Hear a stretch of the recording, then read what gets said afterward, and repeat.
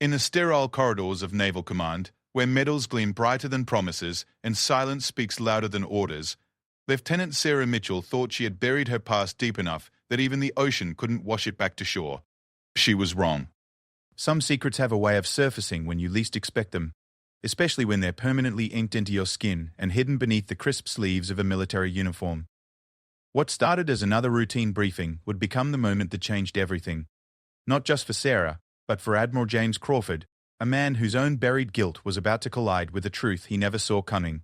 Sometimes the most powerful revelations happen in the split second, when fabric tears away and skin tells a story that words never could. The morning sun cast long shadows across the naval base as Lieutenant Sarah Mitchell adjusted her uniform for the third time. Her hands trembled slightly as she smoothed down her sleeves, ensuring they covered the intricate tattoo that wrapped around her left forearm. The rose and anchor design seemed to burn beneath the fabric, a constant reminder of a life she had tried desperately to leave behind. Sarah had been walking these corridors for 18 months now, ever since she had enlisted and worked her way up through sheer determination and an almost obsessive need to prove herself worthy.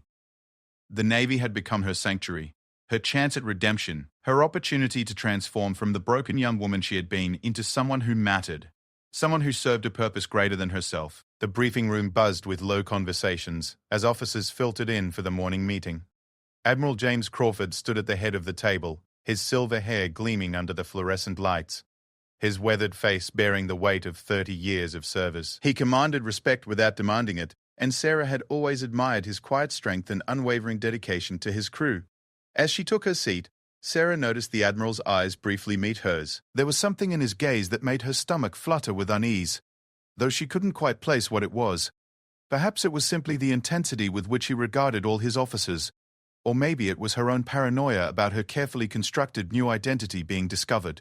"Ladies and gentlemen," Admiral Crawford began, his voice cutting through the morning chatter like a blade through water.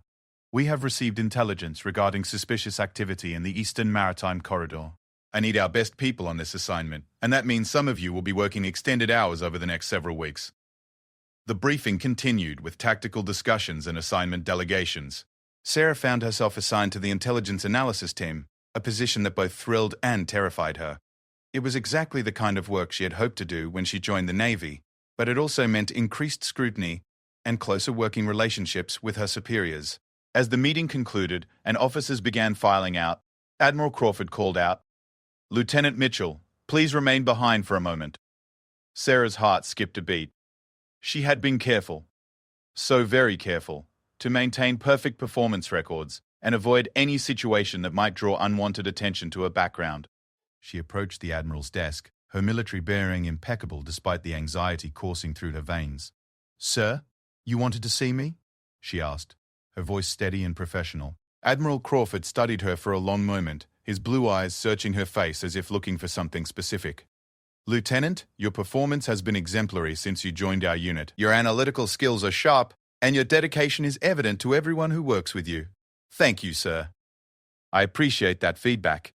However," he continued, and Sarah felt her chest tighten, "I've been reviewing personnel files, and I noticed there are some gaps in your background information. Nothing that affects your security clearance, but..." He paused, his expression thoughtful. "Tell me, Lieutenant, what motivated you to join the Navy?" The question seemed innocent enough, but Sarah sensed layers beneath it. She had rehearsed her story countless times, perfecting every detail to ensure it would withstand scrutiny. "I wanted to serve my country, sir. I believe in the mission and values of the naval service." "A noble sentiment," the Admiral replied, though something in his tone suggested he wasn't entirely satisfied with her answer. "And before your enlistment, what did you do?" "I worked various jobs, sir. Nothing particularly noteworthy. I was searching for direction in my life, and the Navy provided that purpose I was looking for." Admiral Crawford nodded slowly, but his eyes never left her face. Sarah felt exposed under his gaze, as if he could see through her carefully constructed facade to the truth she had worked so hard to bury. The silence stretched between them, heavy with unspoken questions and hidden knowledge. "That will be all for now, Lieutenant," he finally said. "But I want you to know that my door is always open. If there's anything you need to discuss, anything at all, please don't hesitate to come to me." Sarah saluted crisply and turned to leave, but as she reached the door, the Admiral's voice stopped her again. "Lieutenant Mitchell?" "Yes, sir?" Sometimes our past defines us in ways we don't expect. But sometimes it's not our past that matters, it's what we choose to do with our future. The words sent a chill down Sarah's spine. Did he know something? Was this his way of telling her that her secret was out? She managed to maintain her composure as she acknowledged his words and left the room. But her mind was racing with possibilities and fears. Over the following days, Sarah threw herself into her work with renewed intensity. The intelligence analysis required her full attention, and she was grateful for the distraction it provided from her growing anxiety about Admiral Crawford's suspicions. She worked late into the evenings, poring over satellite images and communication intercepts, building comprehensive reports that impressed her colleagues and superiors alike. But she couldn't shake the feeling that she was being watched. Several times, she caught Admiral Crawford observing her from across the operations center, and each time their eyes met, she saw that same searching expression that made her skin crawl with nervousness. It was during one of these late evening work sessions that her carefully maintained world began to crack. Sarah was alone in the analysis room, surrounded by classified documents and computer screens displaying maritime tracking data. She had removed her uniform jacket hours earlier, working in just her regulation undershirt as she tried to make sense of a particularly complex pattern of vessel movements. The door opened suddenly, and Admiral Crawford stepped into the room. Sarah quickly reached for her jacket, but he raised a hand to stop her. "Don't interrupt your work on my account, Lieutenant. I just wanted to check on the progress of the Eastern Corridor analysis." Sarah reluctantly lowered her jacket and turned back to her computer screen, acutely aware of her exposed arms and the tattoo that was partially visible beneath her short sleeves. She began explaining her findings, her voice professional and confident despite her internal turmoil. "The pattern suggests coordinated movement," she was saying, pointing to various locations on the digital map. "If we cross-reference these positions with known smuggling routes, we can predict where they might..." Admiral Crawford had moved closer to get a better look at her analysis. And suddenly he was standing directly beside her, close enough that she could smell his cologne and feel the warmth radiating from his body. Sarah continued her explanation, but she noticed his attention had shifted from the screen to something else entirely. His eyes had fixed on her forearm, where a small portion of her tattoo was visible. The rose petals seemed to glow under the harsh fluorescent lighting, and Sarah watched in horror as recognition dawned in the Admiral's expression. "That's an interesting tattoo," he said quietly, his voice carefully controlled. Sarah's hand instinctively moved to cover the visible portion of the design, but it was too late. "It's nothing, sir. Just something I got when I was younger. May I see it?" The question was phrased politely, but Sarah recognized it for what it was, an order disguised as a request. With trembling fingers, she slowly rolled up her sleeve, revealing the intricate tattoo that covered most of her forearm.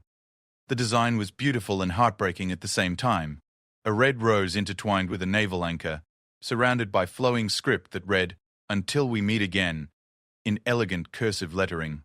Below the main design, in smaller text, was a date, March 15th, 2019. Admiral Crawford stared at the tattoo for what felt like an eternity, his face cycling through a range of emotions: recognition, disbelief, pain, and something that looked almost like hope. When he finally spoke, his voice was barely above a whisper. "Where did you get this tattoo, Lieutenant?" Sarah's throat felt dry as dust. She had practiced many versions of her story, but none of them had prepared her for this moment, for the way Admiral Crawford was looking at her tattoo, as if it held the answers to questions he had been asking for years. "It was done at a shop in San Diego," she managed to say. "The design has personal significance." "Personal significance," he repeated, his eyes still fixed on the ink. "And the date? March 15th, 2019? Sarah felt the walls of her carefully constructed new life beginning to crumble around her. It's the date someone important to me died." The words hung in the air between them like a confession, and Sarah watched as Admiral Crawford's composure finally began to crack. His hands, which had been steady and sure throughout 30 years of military service, began to shake slightly. "What was his name?" the Admiral asked, though something in his tone suggested he already knew the answer. Sarah's eyes filled with tears that she fought desperately to contain. This was the moment she had both dreaded and secretly hoped for since the day she had enlisted. The moment when her past would finally catch up with her, when the truth she had been running from would finally be spoken aloud. "Michael," she whispered, her voice breaking on the single word. "His name was Michael Crawford. The silence that followed was deafening. Admiral Crawford's face went white as bone, and for a moment, Sarah thought he might collapse. The strong, commanding officer who had inspired respect and loyalty from hundreds of sailors over the course of his career suddenly looked like nothing more than a broken old man confronting the ghost of his deepest regret. "You're her," he breathed, his voice filled with wonder and anguish. "You're Sarah. Michael's Sarah."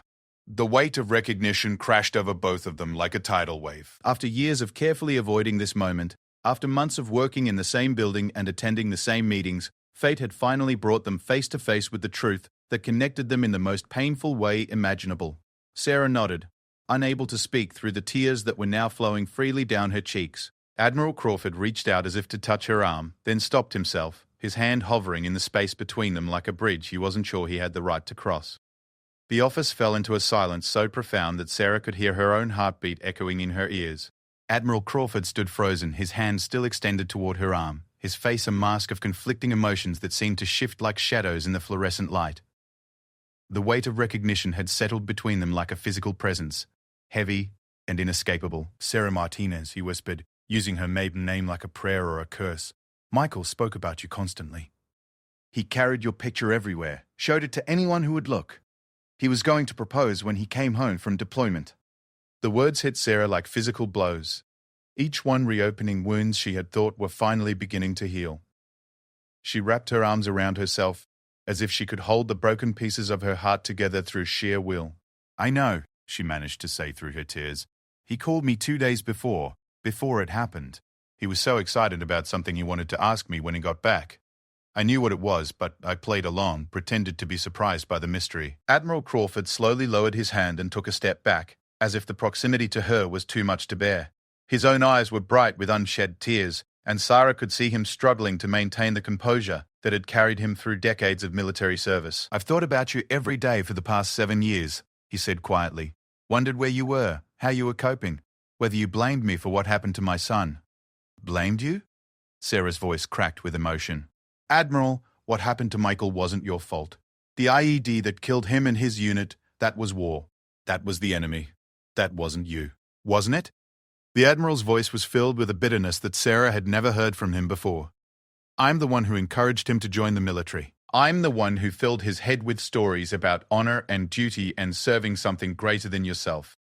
I'm the one who was so proud when he chose the Marines instead of following my path into the Navy."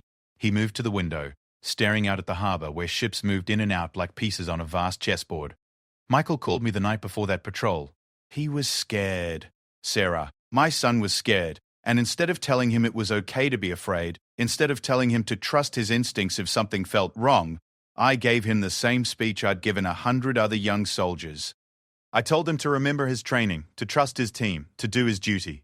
Sarah felt her heart breaking all over again, not just for Michael, but for the man who had spent 7 years carrying the weight of a father's guilt. "Admiral Crawford, Michael respected you so much. He talked about you constantly, about how proud he was to be your son. He wasn't afraid because he doubted his training or his team.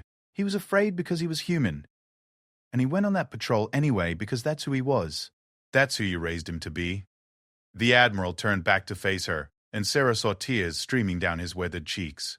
"Do you know what the worst part is? I never got to meet you. Michael talked about bringing you to family dinner, about introducing us properly when he got back. He had it all planned out. He was going to ask for my blessing before he proposed, even though he was 26 years old and didn't need anyone's permission." Sarah's throat constricted with emotion. "He was old-fashioned that way. He said it was important to him that his family loved me as much as he did. And I would have," Admiral Crawford said without hesitation. "From everything Michael told me about you, I would have been proud to call you my daughter-in-law. I would have welcomed you into our family with open arms. The weight of all the lost possibilities hung between them. The family dinners that never happened. The wedding that was never planned. The children who were never born. The relationship between Sarah and Michael's parents that was severed before it could even begin." After the funeral, Sarah said quietly, "I tried to stay in touch with your wife, with Michael's mother. But it was too hard. Every conversation was a reminder of what we'd all lost. Every phone call ended with both of us crying. Eventually, we just stopped calling."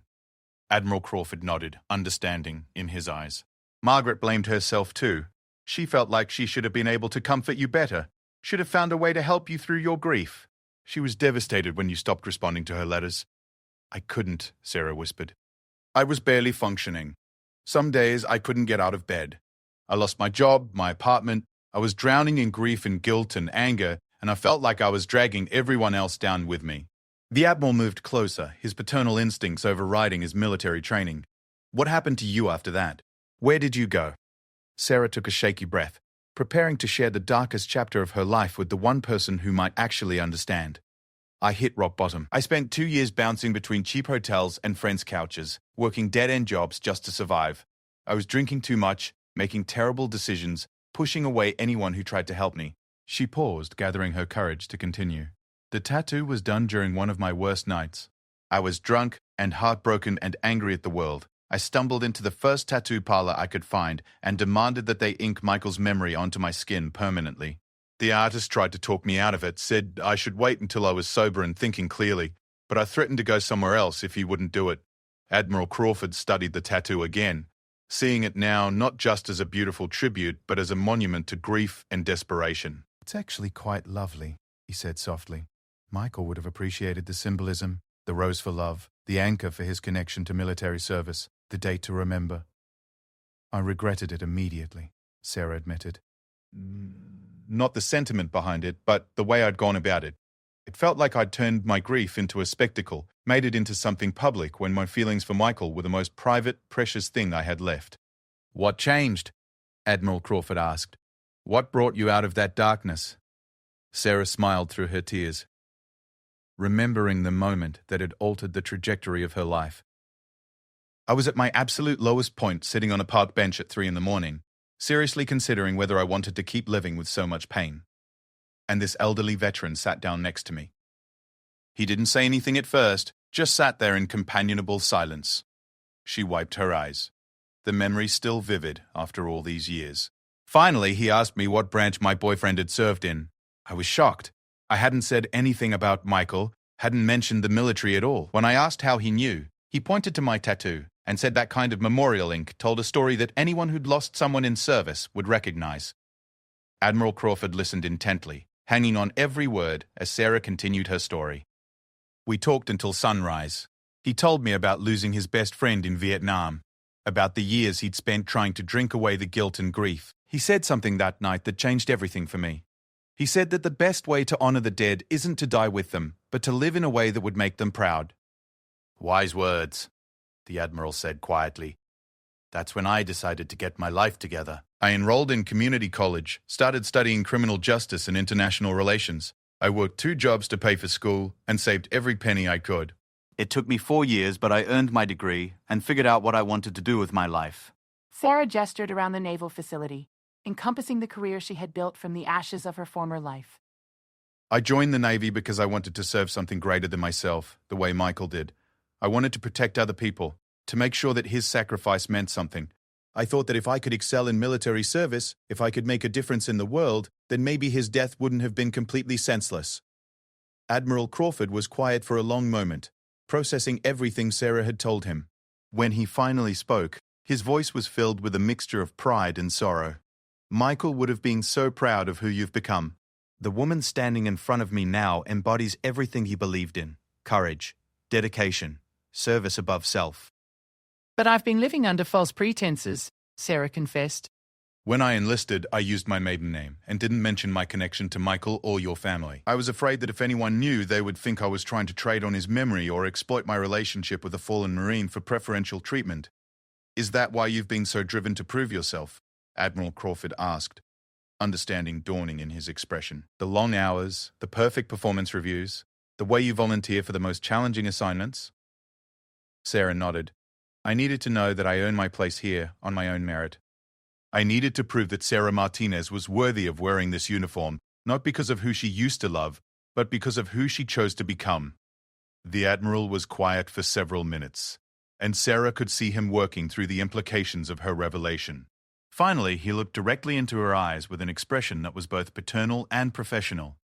Lieutenant Mitchell, he said formally, and Sarah noticed his deliberate use of her military name. Your service record speaks for itself. Your analytical skills are among the best I've seen in 30 years of military service. Your dedication to duty is exemplary, and your character is beyond reproach.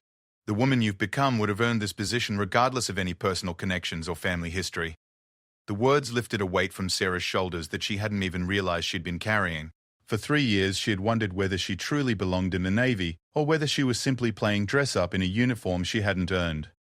However, Admiral Crawford continued, I think we need to discuss how to move forward from here. Your connection to my family creates a complex situation that we'll need to navigate carefully.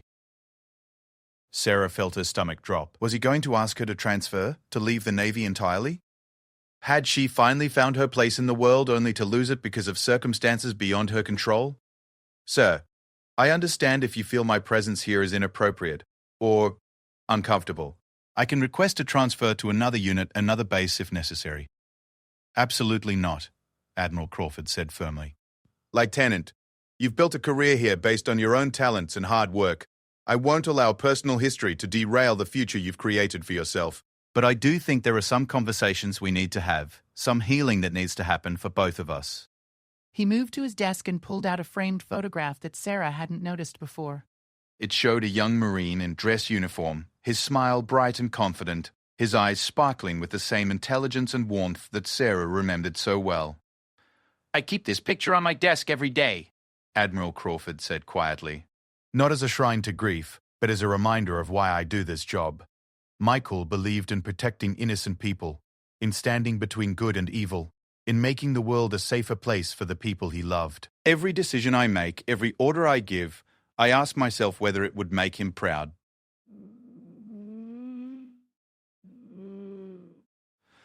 Sarah stared at the photograph, her heart aching with love and loss and a strange sense of gratitude. He looked so young there. He was young. They all are. Admiral Crawford's voice was heavy with the weight of all the young lives he had seen lost over the course of his career. But age doesn't determine courage, Sarah. You know that better than most. Sarah touched her tattoo through her sleeve, feeling the raised lines of the design beneath the fabric. I used to think this tattoo was a mistake, a permanent reminder of the worst time in my life. But sitting here with you now, talking about Michael, I'm starting to think it might have been the smartest thing I ever did. What do you mean? He kept him with me during the darkest times. When I wanted to give up, when I thought I couldn't take another step forward, I would look at his name on my arm and remember what he stood for. In a way, this tattoo guided me to exactly where I needed to be.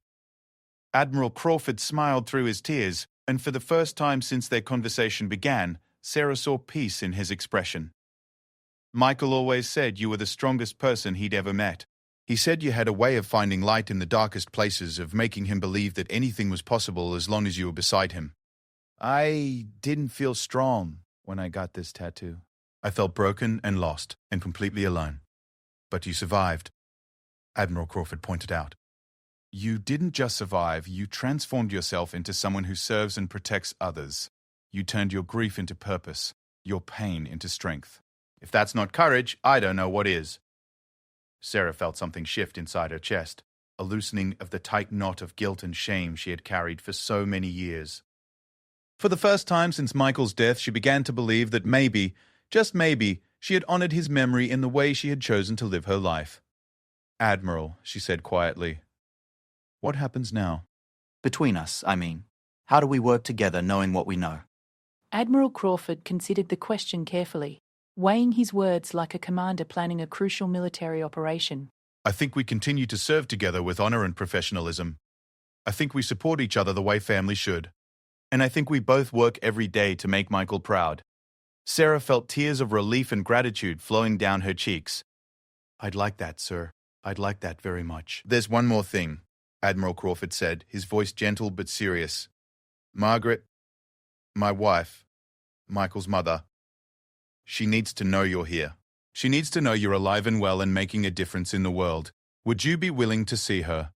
The thought of facing Michael's mother after 7 years of silence was terrifying, but Sarah knew it was the right thing to do. Yes, sir. I think it's time. Admiral Crawford nodded, relief evident in his expression. I'll arrange something. Perhaps dinner at our home this weekend, if you're comfortable with that. I'd be honored, Admiral. Thank you. As they stood there in the quiet analysis room, surrounded by the tools and technologies of modern military service, Sarah felt the ghosts of the past finally beginning to rest. Michael would always be a part of her story, always be the love that had shaped her into the woman she had become. But for the first time in 7 years, she felt like she might be able to write new chapters without being haunted by the ones that had come before. The Crawford family home sat on a quiet, tree-lined street just outside the naval base, its white picket fence and manicured lawn giving it the appearance of the American dream made manifest. Sarah stood on the sidewalk for nearly 10 minutes, gathering courage she hadn't needed since her first day of boot camp. Her dress blues felt heavier than usual, weighted with the significance of this moment that she had both dreaded and longed for over the past 7 years. Admiral Crawford had given her the address 3 days earlier, along with a gentle reminder that she could change her mind at any time. But Sarah knew that some bridges, once you decided to cross them, demanded you keep walking forward regardless of how frightening the journey might be. The front door opened before she had a chance to knock, and Sarah found herself face to face with Margaret Crawford for the first time since Michael's funeral. The years had aged her more than they should have. Her auburn hair was now streaked with silver, and lines of grief had etched themselves around her eyes, but her smile was as warm and welcoming as Michael had always described it. "Sarah," Margaret breathed, her voice filled with wonder and joy, and a mother's love that had never diminished despite the years of silence. "My dear, sweet girl. Look at you." Before Sarah could respond, she found herself enveloped in a hug that felt like coming home after a long and difficult journey. Margaret held her tight, and Sarah could feel the older woman's tears soaking through her uniform jacket. "I'm so sorry," Sarah whispered into Margaret's shoulder. "I'm so sorry I disappeared. I'm sorry I stopped calling. I'm sorry I wasn't strong enough to stay connected to you when you needed me most." Margaret pulled back, holding Sarah at arm's length so she could look into her eyes. "Oh, honey, you have nothing to apologize for. Nothing at all. Grief isn't a performance, and healing doesn't happen on anyone else's timeline. You did exactly what you needed to do to survive, and that's all any of us can ask for." Admiral Crawford appeared in the doorway behind his wife, his expression tender as he watched the reunion unfold. "Come inside, both of you. Dinner's almost ready, and we have a lot to talk about." The Crawford home was exactly as Sarah had imagined it would be during all those conversations with Michael. Family photographs lined the hallway, military commendations hung beside children's artwork, and the smell of homemade bread filled the air with warmth and comfort. It was the kind of home where love had been cultivated over decades, where traditions were honored and memories were treasured. Margaret led Sarah to the living room, where a fire crackled in the fireplace and soft music played from an old radio in the corner. The mantel was covered with photographs spanning Michael's entire life.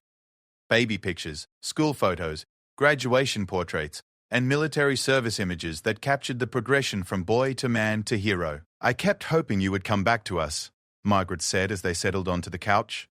"Every Christmas, every birthday, every anniversary of Michael's death, I would wonder where you were and whether you were okay. James told me about your conversation at the base, about how you've built such an impressive career for yourself. I'm so proud of you, Sarah." "I thought about you constantly," Sarah admitted. "There were so many times I picked up the phone to call you, but I could never find the right words." How do you explain to someone that you loved their son so much that being around his family felt like drowning in memories you weren't strong enough to handle? Margaret reached over and took Sarah's hand, her fingers warm and comforting. "You don't have to explain anything to me, sweetheart. Love and grief are complicated emotions, and everyone processes them differently. The fact that you're here now, that you found your way back to us, is all that matters." Admiral Crawford joined them in the living room, carrying a tray with 3 glasses of wine. "I thought we might toast to Michael before dinner," he said, his voice steady but emotional. "It seems appropriate having all of us together like this." They raised their glasses, and Admiral Crawford cleared his throat. "To Michael, who brought 2 of the most important people in my life together. To his memory, which has guided us all toward becoming better versions of ourselves. And to the future, which I believe holds healing and happiness for all of us." To Michael, Sarah, and Margaret echoed, and they drank in companionable silence. Over dinner, the conversation flowed more naturally than Sarah had dared to hope. Margaret shared stories about Michael's childhood that Sarah had never heard, painting a picture of a boy who had been curious and adventurous and endlessly optimistic about the world around him. Admiral Crawford talked about watching his son grow into a man of honor and integrity, about the pride he felt when Michael chose military service and the devastation that followed his loss. "Tell us about your life now," Margaret said as they finished the main course. "James mentioned that you're doing intelligence analysis work, but I want to hear everything. Where do you live? What do you do for fun? Have you found happiness again? Sarah felt a flutter of nervousness at the personal nature of the questions, but she recognized them for what they were, the inquiries of a mother figure, who genuinely cared about her well-being. I have a small apartment about 20 minutes from the base, Sarah began. Nothing fancy, but it's mine, and I've made it into a real home for the first time in years. I adopted a cat from the local shelter, a grey tabby named Compass, because he always seems to know exactly where he wants to go. Margaret laughed, delighted by the detail.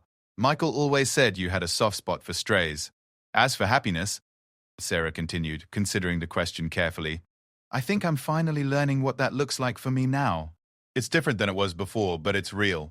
I love my work, I've made some good friends, and for the first time since Michael died, I feel like I'm living my life instead of just surviving it. And romance? Margaret asked gently. Have you allowed yourself to consider the possibility of love again? The question hung in the air, and Sarah felt her cheeks flush with embarrassment. It was a topic she had avoided discussing with anyone, including herself, for most of the past 7 years. I've dated a little, she admitted. Nothing serious.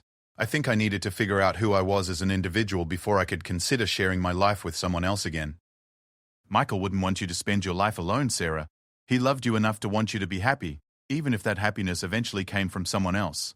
Sarah touched her tattoo through her sleeve, feeling the familiar outline of the design that had become such a permanent part of her identity. I know that, intellectually. But emotionally, it's been harder to accept. How do you love someone new without feeling like you're betraying someone who died? You don't replace the love you had with Michael, Margaret said softly. You create space for new love alongside it.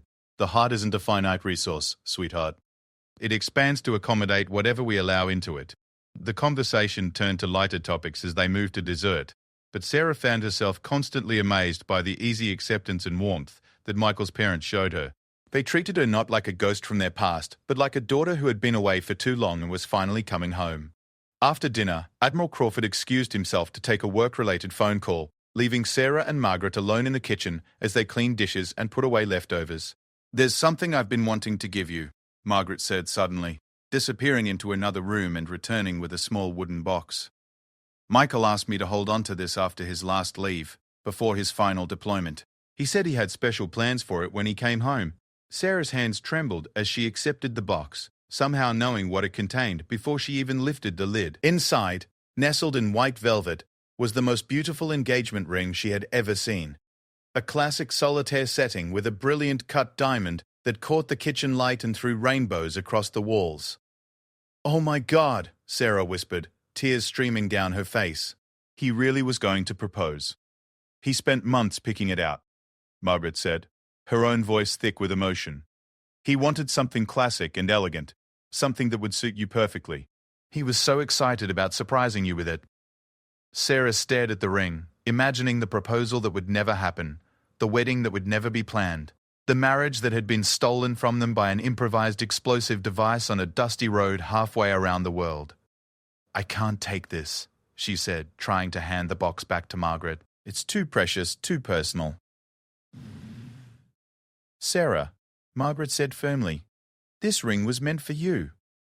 Michael chose it for you, saved money for months to buy it, and entrusted it to me because he wanted me to be part of his plan to make you his wife.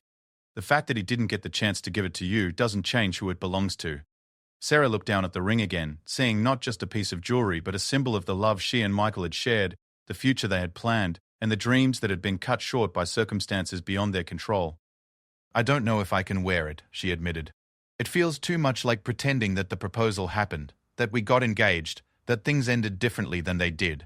Margaret considered this, then gently took the ring box from Sarah's hands. You don't have to wear it on your finger, she said, thoughtfully. But maybe you could wear it on a chain around your neck, close to your heart. That way it would be with you, honoring the love you shared, but not pretending that things happened differently than they did. The suggestion felt perfect, and Sarah nodded through her tears. I think Michael would have liked that idea. Margaret immediately went to a jewelry box and returned with a delicate gold chain. With gentle hands, she slipped the ring onto the chain and fastened it around Sarah's neck. The ring settled against Sarah's chest, just above her heart, where it felt both foreign and familiar at the same time. Now you'll carry his love with you wherever you go, Margaret said softly. And when you're ready, if you're ever ready, you can choose how you want to honor that love while still being open to new possibilities. Admiral Crawford returned to the kitchen just as Sarah was admiring the ring on its new chain, and his eyes filled with tears when he saw what his wife had done. "That's perfect," he said quietly. "That's exactly what Michael would have wanted." As the evening wound down, Sarah found herself reluctant to leave the warmth and comfort of the Crawford home. For the first time in 7 years, she felt connected to Michael's memory in a way that was healing rather than devastating, honoring rather than haunting. "I hope this won't be the last time we see you outside of work," Margaret said as they prepared to say goodbye. "I know we can't get back the years we lost, but I'd like to try to build new memories together, if you're open to that." "I'd love that," Sarah replied honestly. "I've missed having family in my life." "Then you'll come for Sunday dinner next week?" Margaret asked hopefully. "I'll make Michael's favorite roast beef recipe."